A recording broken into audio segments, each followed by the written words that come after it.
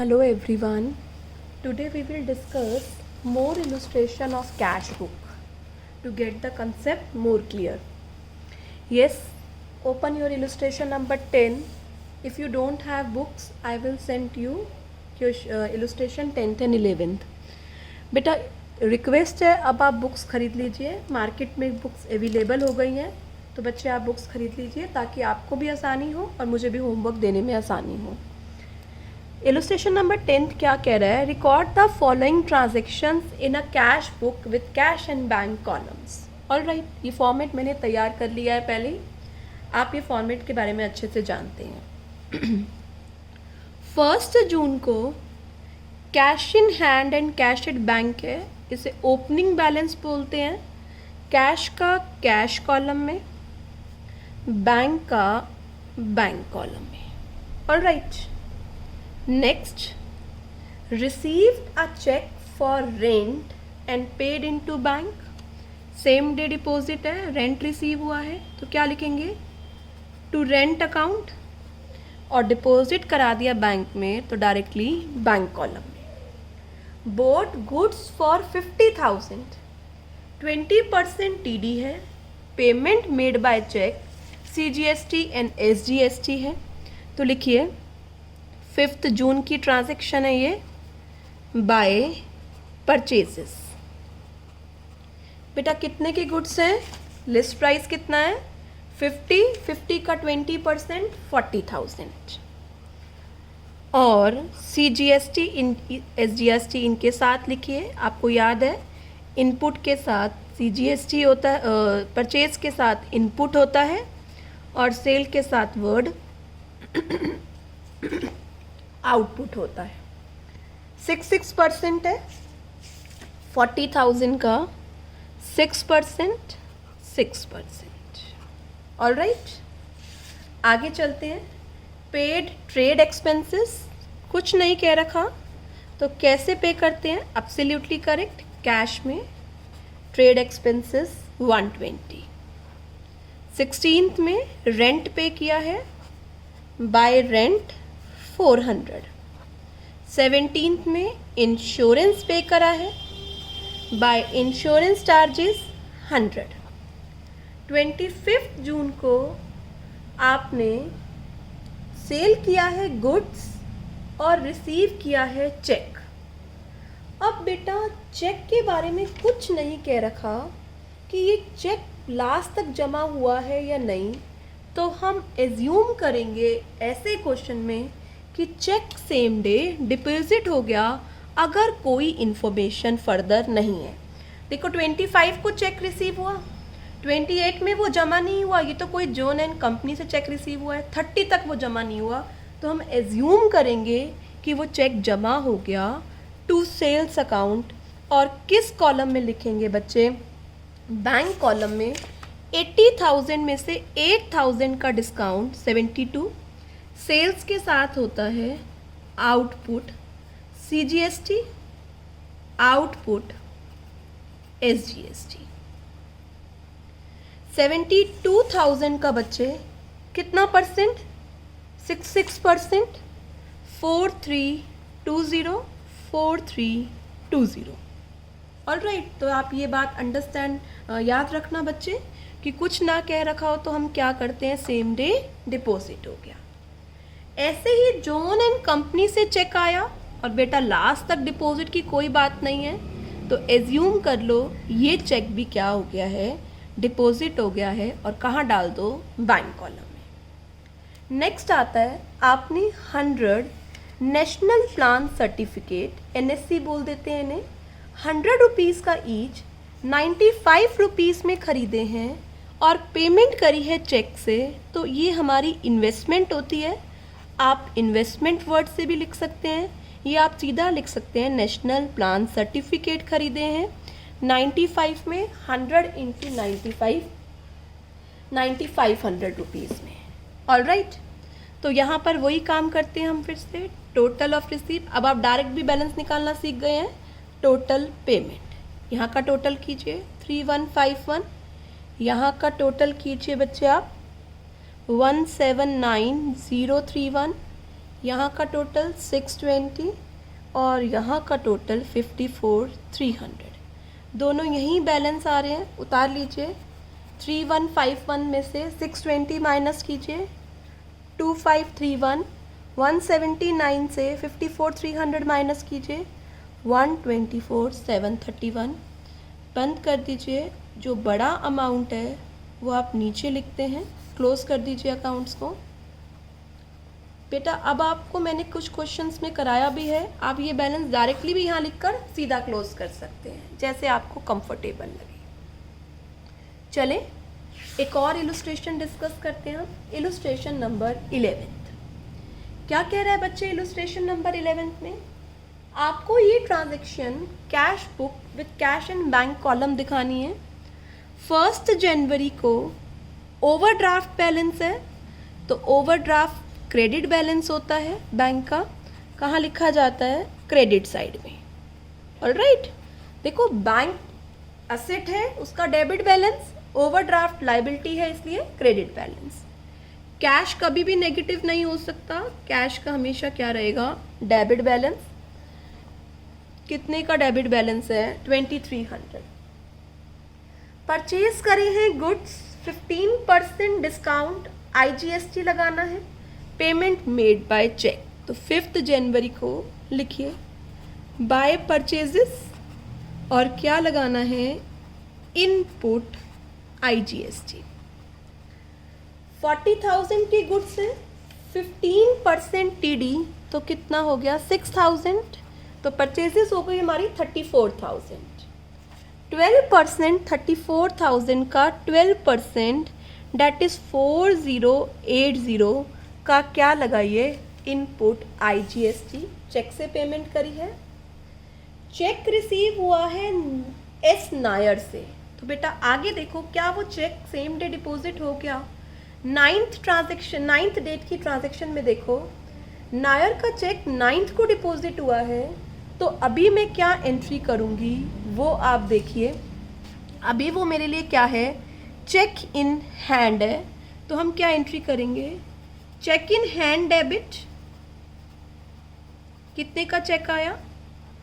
Discount दिया है हमने उसे, चेक के सामने 4,000 लिखा हुआ है, इसलिए मैंने यहाँ 4,000 कॉपी कर लिया।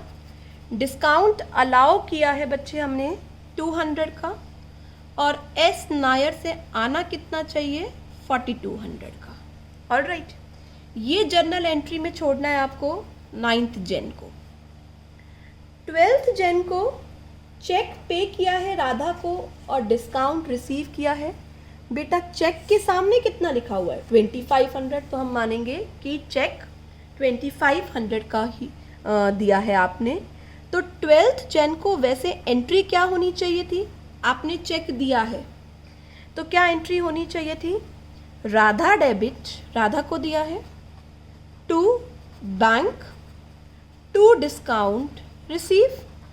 राधा को चेक दिया है, देना था आपने 2550, दिया है 2500, 1500 डिस्काउंट।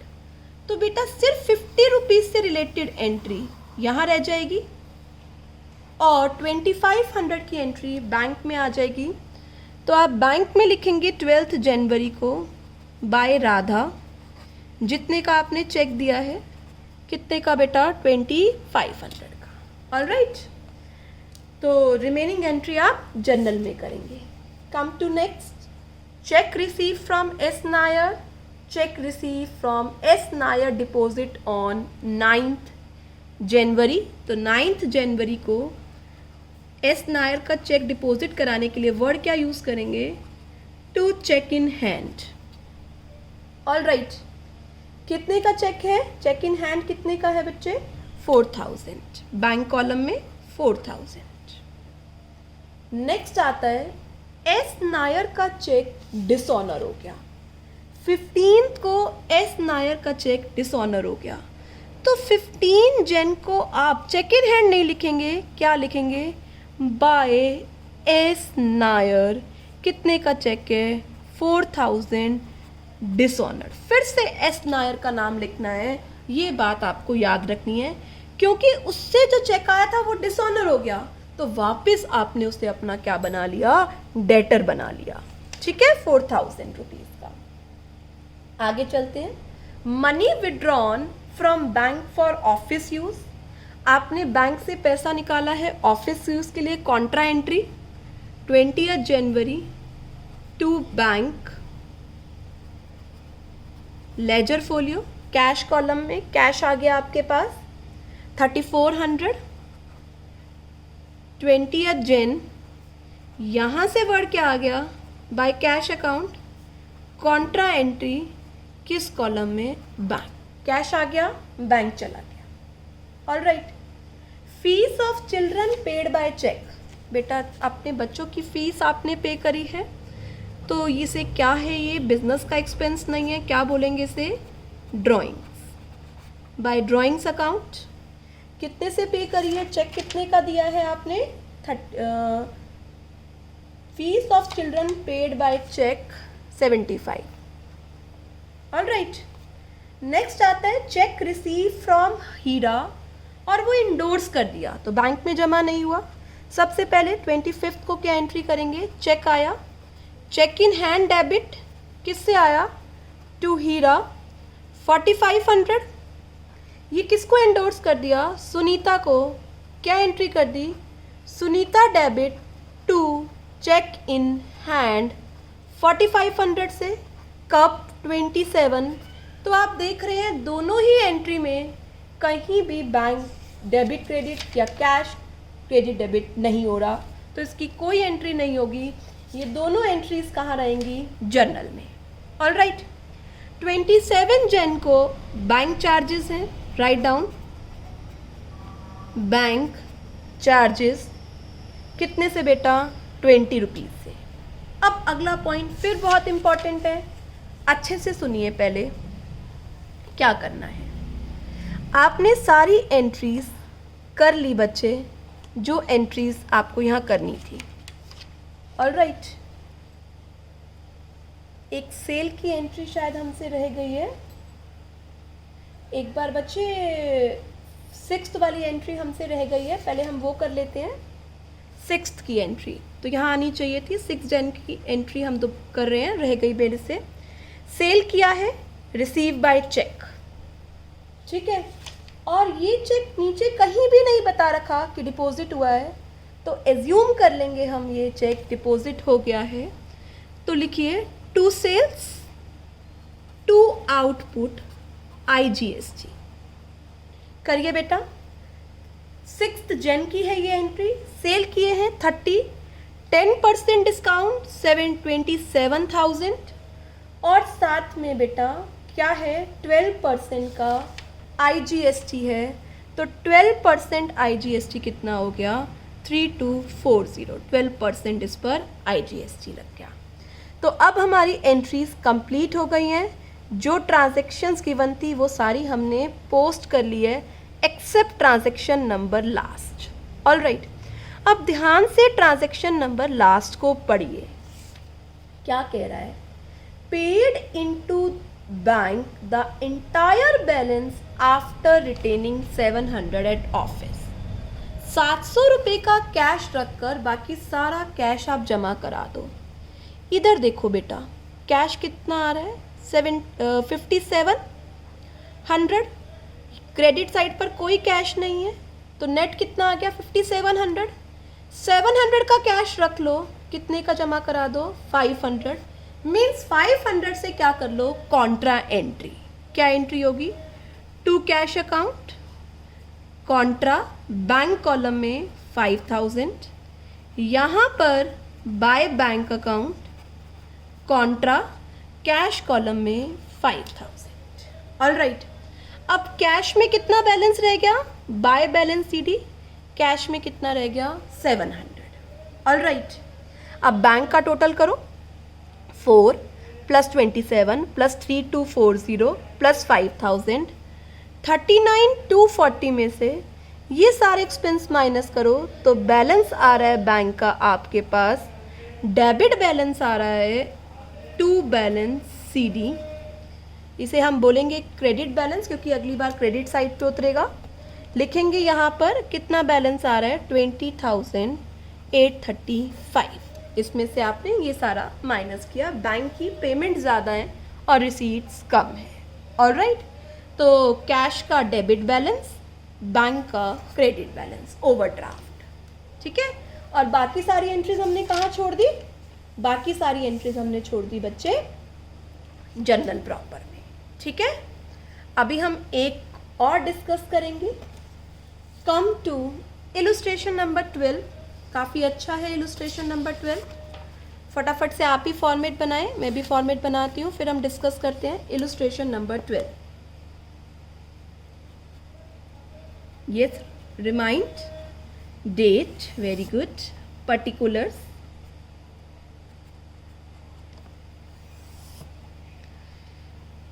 वाउचर नंबर, बहुत छोटा सा कॉलम ले लीजिए करें, ledger folio, cash, bank, date,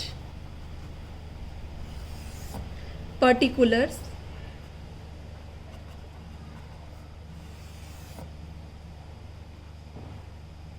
voucher number, ledger folio, cash, bank. चलिए बेटा, record the following transaction in 2 column cash book. जनवरी 1 को cash in hand bank balance है, कुछ नहीं कह रखा, तो डेबिट बैलेंस होता है बच्चे ये। 1 जनवरी को आपने क्या उतार लिया? 2 बैलेंस BD, कैश का कैश कॉलम में, बैंक का बैंक कॉलम में। आगे चलिए, receive a cheque from Mohan and company. Check करो क्या ये चेक जमा हो गया है। बेटा देखो, 10th को पेड इनटू बैंक 5th जनवरी वाला चेक और 8th जनवरी वाला तो सेम डे नहीं हुआ, तो मैं अब जर्नल के लिए ज़रा अलग पेज यूज़ कर रही हूँ। तो 5th जनवरी वाला चेक जमा नहीं हुआ, तो वर्ड क्या लिखते हैं? Cheque in hand debit. आपने डिस्काउंट दिया है, discount allowed debit to Mohan and company. बेटा ध्यान से देखिए, चेक के सामने जितना लिखा हुआ है वही लिखना है, डिस्काउंट, और आना कितना चाहिए था? 4200। तो 5th जनवरी को ये एंट्री करके अभी हमने छोड़ दी, जब जमा होगा तब हम आएंगे इस पर। आगे चलते हैं। कैश रिसीव 7th जनवरी की एंट्री देखिए, आपने शेयर्स क्या होता है बेटा? एक टाइप की इन्वेस्टमेंट है। आपने शेयर सेल करे हैं, कैश आया, इनकम है आपकी, रिसीट है 2 शेयर्स, कितने के सेल हुए हैं? कैश कॉलम में 12,000, ठीक है बेटा। नेक्स्ट आता है 8th को, receive cash 900 and cheque for cash sale. आपने 900 का एक कैश सेल की है और 700 का चेक रिसीव किया है। तो बेटा जो कैश सेल है